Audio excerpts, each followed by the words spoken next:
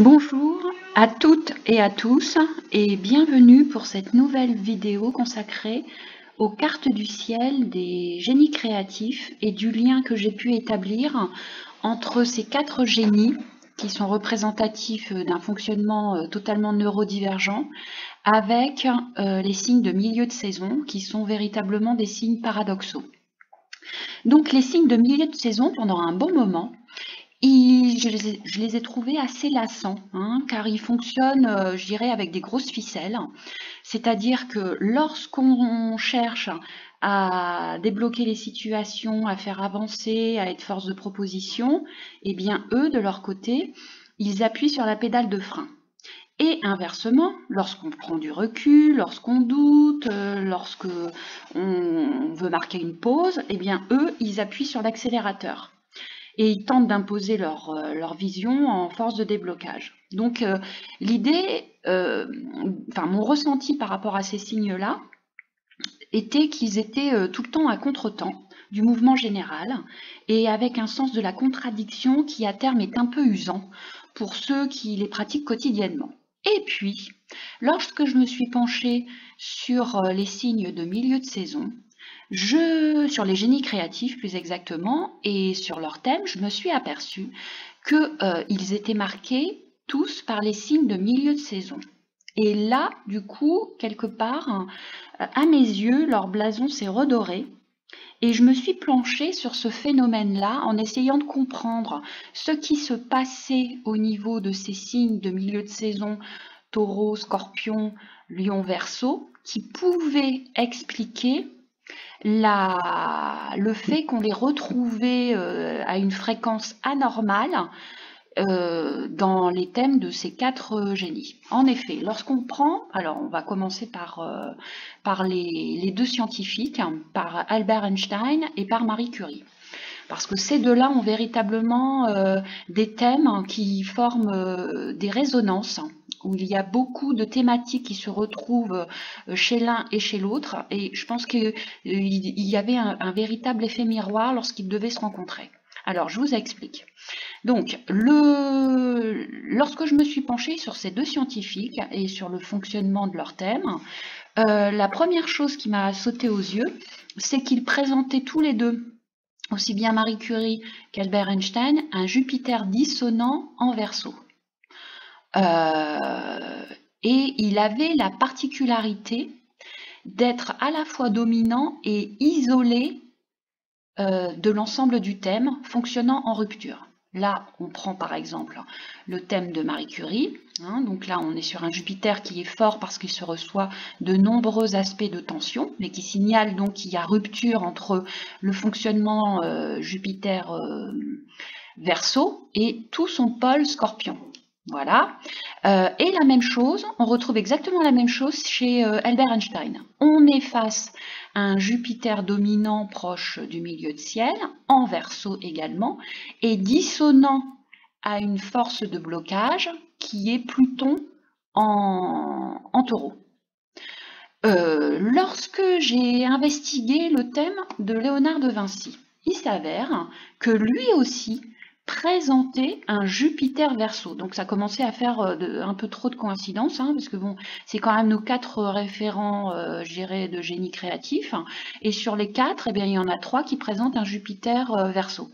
Alors le Jupiter Verseau de Léonard de Vinci est moins important, moins dominant, et paraît comme ça à vue de nez moins dissonant que celui d'Albert Einstein et celui de Marie Curie, mais en réalité, je dirais que c'est presque une illusion d'optique, parce que ce Jupiter-là, Verseau, fonctionne obligatoirement dans sa dynamique en rupture avec l'axe Taureau-Scorpion, et lui a été également marqué par cet aspect-là d'axe de blocage, de résistance qui caractérise le Taureau et le Scorpion. Donc là, on retrouve un Jupiter Verseau avec un axe Scorpion Taureau. Et puis là, eh bien, on retrouve un Jupiter Verseau avec Albert Einstein au carré d'un Pluton Taureau, et chez Marie Curie,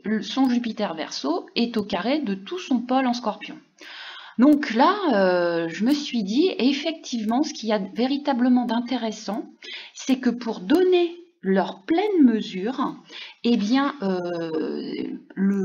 pour donner sa pleine mesure, le Jupiter Verseau, et quelles que soient finalement les planètes qui se trouvent sur cet axe Lion-Verseau, ont besoin de rencontrer une force adverse pour quelque part se sentir empêché, bloqué, et obligé je dirais, de se dépasser pour arriver à s'imposer et pour arriver à se faire entendre. Quelque part, de toute façon, lorsqu'on est face comme ça à des signes qui sont de milieu de saison et en force contraire, puisqu'elles prennent systématiquement appui sur la saison et ils prennent le contre-pied, ces signes-là de milieu de saison, eh bien on est face à une véritable revanche à prendre.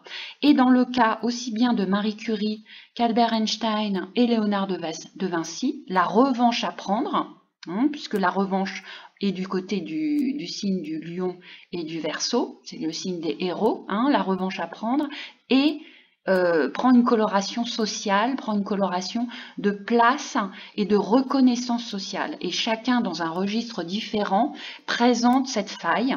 Marie Curie, on dira que c'est pas trop compliqué, dans la mesure où c'était une femme. On était au début du 20e siècle. Elle était de surcroît d'origine polonaise, donc elle a subi à la fois du racisme et du sexisme. Donc, et en plus, elle a travaillé dans un domaine qui était une forme de précaré, le domaine scientifique, un précaré masculin. Donc elle c'est l'héroïne par excellence. On se demande comment elle a fait pour crever, pas seulement un plafond de verre, mais elle en a crevé au moins 3.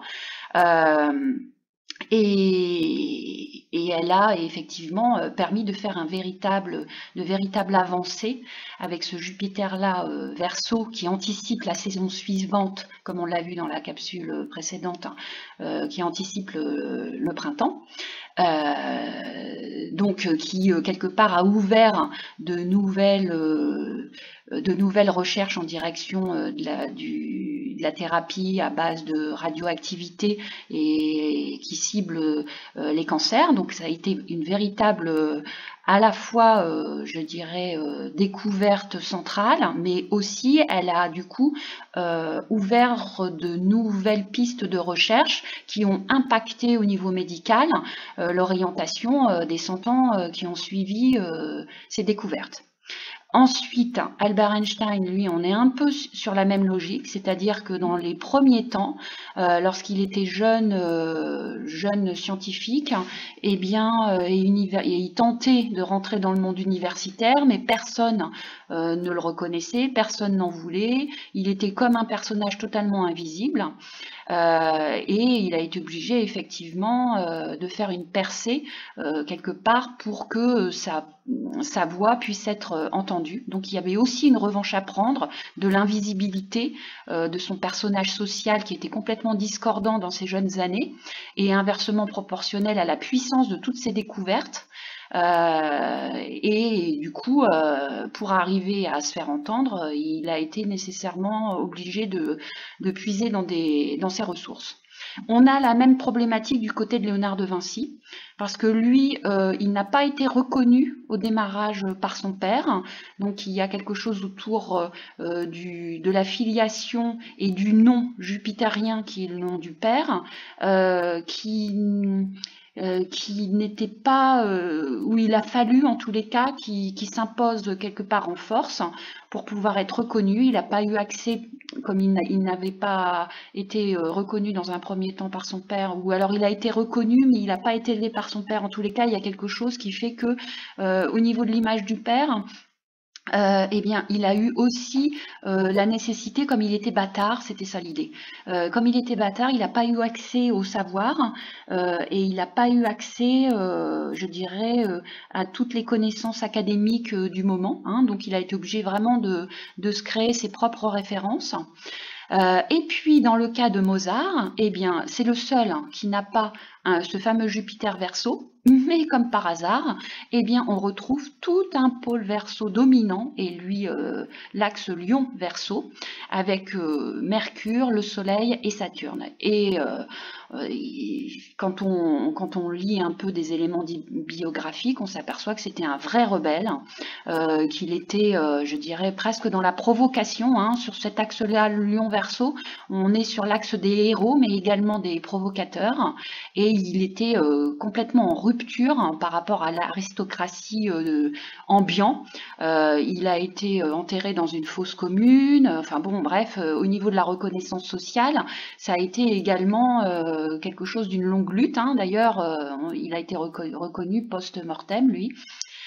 Donc dans les quatre situations, eh bien on repère des forces d'empêchement, et parallèlement à ces forces d'empêchement, eh bien des forces de déblocage qui se réveillent et qui font que ces personnages-là, ces quatre génies-là, vont beaucoup plus loin que tous les autres contemporains qu'ils côtoyaient. Alors, j'ai eu, en réfléchissant sur ces histoires de signes de milieu de saison, j'ai eu une image, une métaphore qui s'est imposée à mon esprit, et qui était quelque part, qui illustrait en tous les cas cette dynamique-là de ces signes qui sont, je dirais, qui sont à part. J'ai l'impression vraiment que ces signes-là sont à part dans le zodiaque.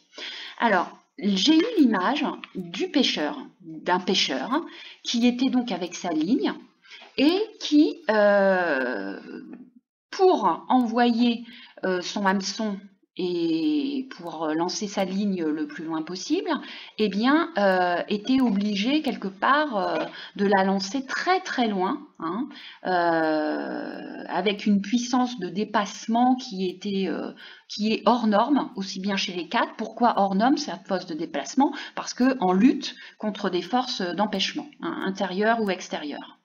Donc, ils envoient donc leur hameçon très très loin. Alors, au niveau symbolique, on peut imaginer dans le ciel avec effectivement un hameçon qui part très très haut, ou bien dans les profondeurs, je dirais, des océans. Mais bon, dans les deux cas, en tous les cas, leur hameçon a la particularité, comme il est envoyé très loin, beaucoup plus loin que tous les autres contemporains, eh bien, il a comme particularité d'avoir une prise énorme. Alors, on pourrait prendre l'image d'un mégalodon, hein. Ils harponnent quelque part un mégalodon grâce à la puissance de leur lancer. Et c'est vraiment une très très grosse prise. Les quatre, lorsqu'ils lancent leur mouvement de canne à pêche là, eh bien ils harponnent pas une petite sardine, hein. Ils harponnent un très très gros morceau qui renvoie à la transcendance.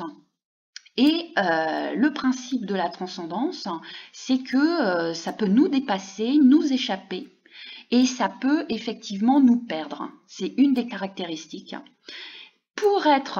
Et donc la deuxième caractéristique pour être un génie créatif et ne pas sombrer dans la folie, hein, c'est avoir en main une deuxième carte maîtresse que les quatre ont précisément, qui est celle d'une puissance de résistance.